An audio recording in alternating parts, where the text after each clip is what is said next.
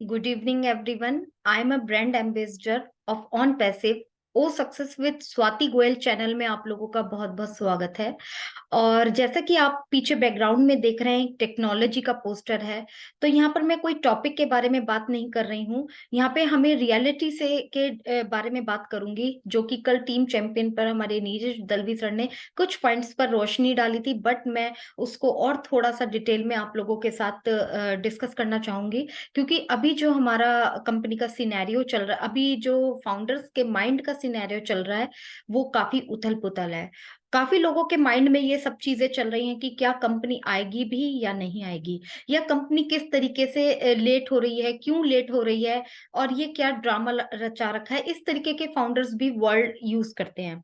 तो ये सारी चीजों को हमें जानना बहुत जरूरी है कि कंपनी के प्रोडक्ट जो बन रहे हैं वो एक अलग मैटर है, लेकिन कंपनी का जो बैकग्राउंड, जो बैकबोन है, वो किस तरीके से तैयार हो रहा है। क्योंकि किसी भी बिजनेस का आधार होता है कंपनी का बैक बोन। तो हमें ये बहुत जानना जरूरी है कि एक्चुअली में हमारी कंपनी पीछे से कितनी स्ट्रांग है। आपने देखा होगा कि बहुत सारी कंपनीज मार्केट में आती हैं और कब गायब हो जाती हैं। चैलेंजेस को एक्सेप्ट नहीं कर पाती हैं, चैलेंजेस को में वो फेल हो जाती हैं, क्योंकि वो बेस पर काम नहीं करती हैं और हमारी अपनी बैकबोन को स्ट्रांग नहीं करती। बट आज आपको जानना जरूरी है कि हमारी कंपनी अपनी बैकबोन को किस तरीके से स्ट्रॉन्ग कर रही है। तो मुझे लगा कि ये पॉइंट्स आप लोगों के साथ जरूर शेयर करूं, ताकि आप लोग जाने कि यस, ये हमारी कंपनी अभी क्या कर रही है, और हमारा थोड़ा सा माइंड सेट पॉजिटिविटी की तरफ जाए और चीजों को, रियलिटी को समझ पाए। तो यहाँ पर सर ने सबसे पहला पॉइंट रखा था रेगुलेटरी एंड लीगल इशू। ये एक बहुत बड़ा और पहला इंपॉर्टेंट पॉइंट है, क्योंकि जब हम टेक्नोलॉजी फील्ड में कदम रखते हैं, टेक्नोलॉजी मार्केट में आती है, तो यहाँ पर बहुत सारे चैलेंजेस हम लोगों को फेस करने पड़ते हैं, बहुत सारी चीजें हम लोगों को फेस करनी पड़ती हैं। बहुत सारे लीगल मैटर्स होते हैं जो एक्सेप्ट करने पड़ते हैं किसी भी कंपनी को। बट हमारी कंपनी ऑन पैसिव इन सब चैलेंजेस को से बहुत आगे निकल चुकी है, काफी आगे का सोच चुकी है। आप लोगों ने, सभी ने देखा होगा कि दुबई में एक दुबई गवर्नमेंट के साथ हमारी कंपनी किस तरीके से मिलकर काम कर रही है। आपने देखा होगा पिछले दिनों में कि हमारा मेट्रो स्टेशन बना है, और बहुत सारे कॉन्सर्ट हो रहे हैं, बहुत सारे इवेंट्स हो रहे हैं, पार्टनरशिप की जा रही हैं। तो ये अपने आप में क्या है कि दुबई की गवर्नमेंट के साथ एक स्ट्रॉन्ग रिलेशन बिल्ड किया गया है, और वहां पर गवर्नमेंट के साथ मिलकर काम किया जा रहा है, क्योंकि दुबई में हमारा हेडक्वार्टर है। तो ये, इससे आप अंदाजा लगा सकते हैं कि कितनी बड़ी बात है, क्योंकि हमारी कंपनी 200 से ज्यादा कंट्रीज में रन कर रही है। हम सबको पता है, हर कंट्री के अपने रूल एंड रेगुलेशंस होते हैं। तो हमारे सीईओ अच्छी तरीके से जानते हैं कि किसी भी कंट्री में एंटर होने से पहले हमें अप्रूवल लेना होगा। तो अगर इंडिया की बात करें, तो हमारे इंडिया में भी हमारे सीईओ ने डेफिनेटली बात, हमारे गवर्नमेंट के साथ जरूर बात की होगी, और रूल एंड रेगुलेशंस के बारे में भी जरूर बात हुई होगी। तो ये एक बहुत बड़ा मैटर है, जो कि अगर हमारी कंपनी कई स्टेप्स आगे की सोच रही है, तो ये हमारे लिए गुड साइन है। दूसरा पॉइंट है इंटेलेक्चुअल प्रॉपर्टी राइट्स।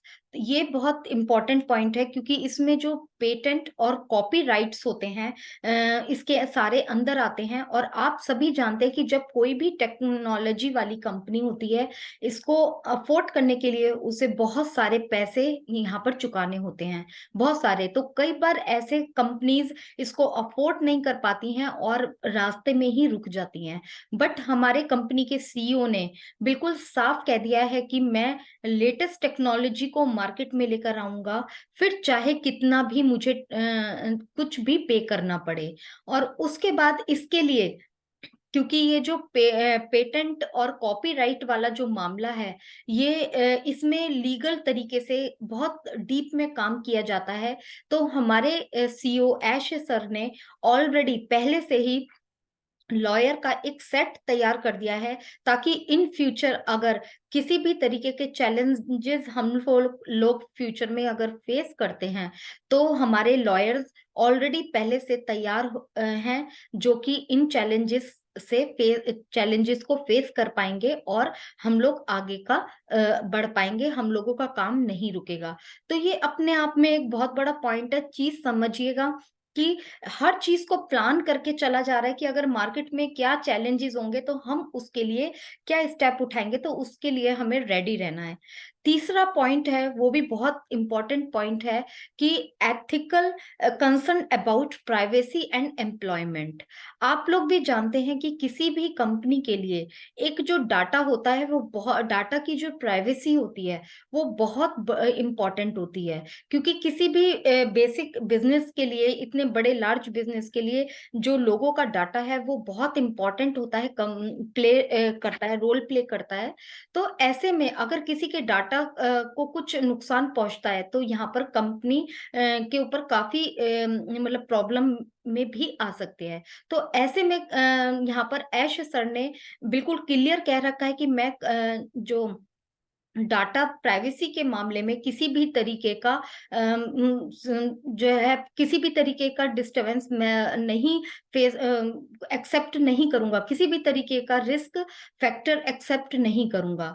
तो वो अपने जो कंपनी के डाटा को लेकर वो बहुत ज्यादा सीरियस हैं। और उन इसी यही कारण है कि उन्हें अदर सोशल मीडिया कोई भी पसंद नहीं है। वो हमारे हर प्रोडक्ट को एक सिक्योरिटी के साथ, आप लोग हम लोग हमेशा सुन रहे हैं कि हमारे हर एक एक प्रोडक्ट में सिक्योरिटी रहने वाली है। तो वो हर चीज को बारीकी से स्टडी कर रहे हैं। और डाटा वाकई में बहुत इंपॉर्टेंट होता है, और उन्होंने खुलकर कह दिया कि किसी भी तरीके का रिस्क या किसी तरीके का मैं टॉलरेट नहीं करूंगा अगर किसी भी डाटा के प्राइवेसी पर कोई भी खतरा आता है। तो ये एक बहुत बड़ी बात होती है। उसके बाद ऐश सर जो है वो टेक्नोलॉजी को लेकर कहते हैं कि हमारी टेक्नोलॉजी हमारी लाइफ को कंफर्ट बनाने के लिए आती है। और मैं एक ऐसी टेक्नोलॉजी तैयार कर रहा हूँ, मार्केट में ऐसी लेटेस्ट टेक्नोलॉजी लेके आ रहा हूँ जिसमें ह्यूमन लाइफ को एक क्वालिटी भी मिलेगी, टाइम भी मिलेगा, और वो अपनी लाइफ को एंजॉय कर पाएंगे और अपने माइंड को बेटर तरीके से उसको यूज कर पाएंगे। बहुत लोगों का ऐसा भी कहना है कि टेक्नोलॉजी आ रही है तो लोगों की जॉब चली जाएगी। नहीं, ऐसा नहीं है। यस, अगर अगर एक साइड से देखा जाए कि टेक्नोलॉजी से नौकरी जाएंगी तो ठीक है, नौकरी जाएंगी। लेकिन आप दूसरी साइड देखिए तो उन टेक्नोलॉजी में अलग फील्ड्स में बहुत सारी नौकरी भी वहां पर एम्प्लॉयमेंट लोगों को मिलेगा वहां पर। तो एक हेल्दी एनवायरनमेंट तैयार किया जा रहा है जिसमें आप लोग सभी समझते हैं कि हम लोग अभी तक इतनी जॉब बिजनेस करते आए हैं, इतने आवर्स दिए हैं, लेकिन आज भी हम लोग अपनी लाइफ से सेटिस्फाइड नहीं है। तो इस तरीके का एक कॉन्सेप्ट तैयार हो चुका है जो कि हमारी लाइफ को कंफर्ट, क्वालिटी वाइज और हर तरीके से बहुत ज्यादा चेंजेस हम लोग महसूस करने वाले हैं। उसके बाद जो नेक्स्ट पॉइंट है वो है साइबर सिक्योरिटी।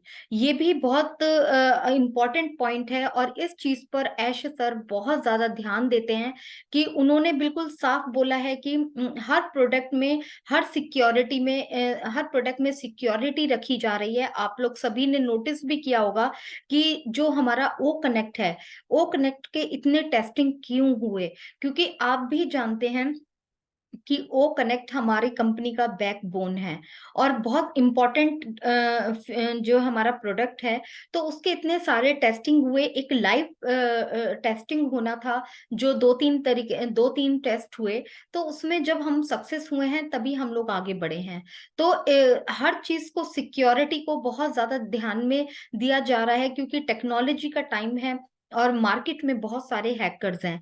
यहाँ पर सर ने बताया कि हैकर्स भी दो तरीके के होते हैं। एक अच्छे हैकर्स होते हैं जो हमारे सिस्टम को आगे लेके जाते हैं, लेकिन एक ज्यादातर ऐसे हैकर्स होते हैं जो हमेशा दूसरों को नुकसान देते हैं। तो साइबर सिक्योरिटी पर भी बहुत ज्यादा तेजी से वर्क किया जा चुका है और हमारे जितने भी प्रोडक्ट हैं बहुत ज्यादा सिक्योर टेक्नोलॉजी के साथ बिल्डअप हो रहे हैं। उसके बाद है एनवायरमेंटल इम्पैक्ट। यस, हमारे ऐसे प्रोडक्ट हैं कि जो हमारे ऐश सर का एक मानना था कि हम मार्केट में ऐसे प्रोडक्ट को उतार कर लेकर आएँ, जो मार्केट में एनवायरनमेंट जो जो हमारा एनवायरनमेंट है, उसको एक हेल्दी और पॉजिटिव एटमॉस्फेयर दे सके। क्योंकि आप लोग जानते हैं कि मार्केट में अभी भी बहुत सारी टेक्नोलॉजीज़ हैं, बहुत सारी टेक्नोलॉजीज़ काम कर रहे हैं, लेकिन कहीं न कहीं सिक्योरिटी वाइज़ हमारे एनवायरनमेंट को खराब करते हैं। कहीं पे सिक्योरिटी लैक होती है तो एनवायरनमेंट बहुत खराब चला जाता है। तो ऐसे में उन्होंने कहा है कि मैं किसी भी तरीके का ऐसा प्रोडक्ट नहीं मार्केट में उतारूँगा जहाँ पर मेरे प्रोडक्ट से कोई भी हताश हो या कोई भी किसी का भी नुकसान हो।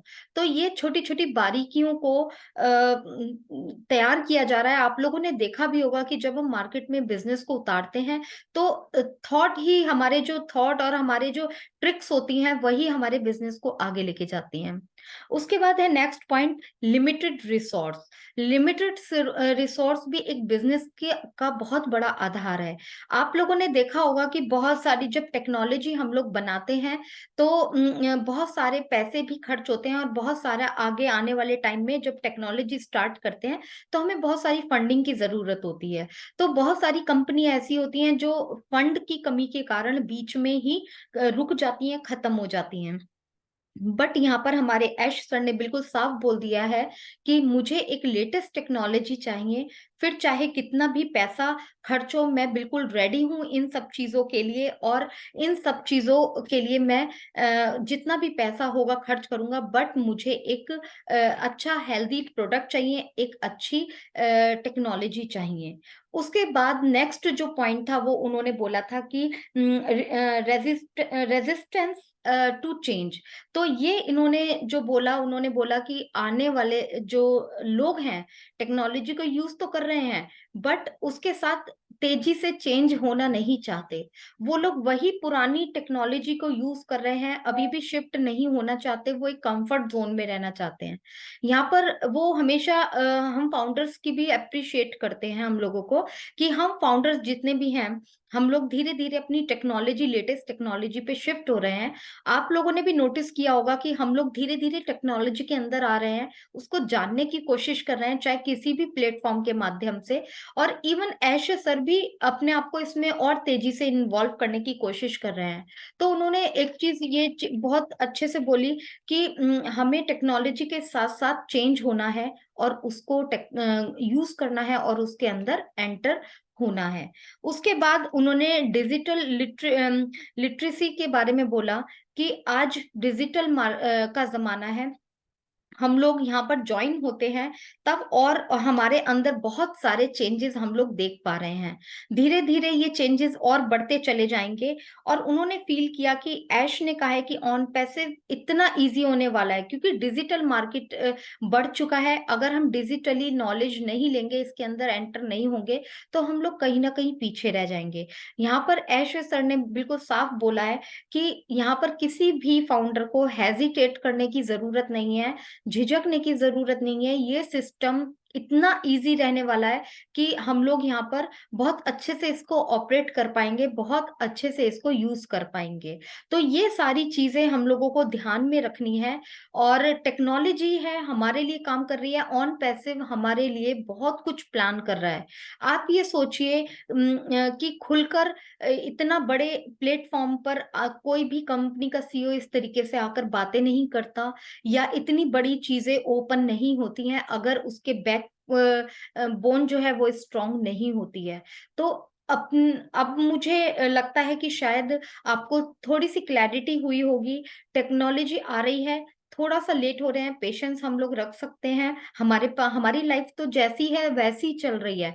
लेकिन कम से कम एक बहुत बड़ी होप है कि यस हम आगे आने वाले समय में बहुत अच्छा लाइफ़ को जी पाएँगे और सबसे बड़ा अपने बच्चों को, अपनी जनरेशन को एक हेल्दी एनवायरनमेंट दे पाएँगे, जो कि आने वाली समय की डिमांड थी और उस डिमांड को ऐश सर ने फुलफिल कर दिया है, बस मार्केट में आने की देरी है, तो वो भी बहुत जल्दी समय आने वाला है। तो इसी के साथ वीडियो काफ़ी लंबी हो गई है, तो इसी के साथ मैं अपनी वीडियो को समाप्त करती हूँ। Thank you so much.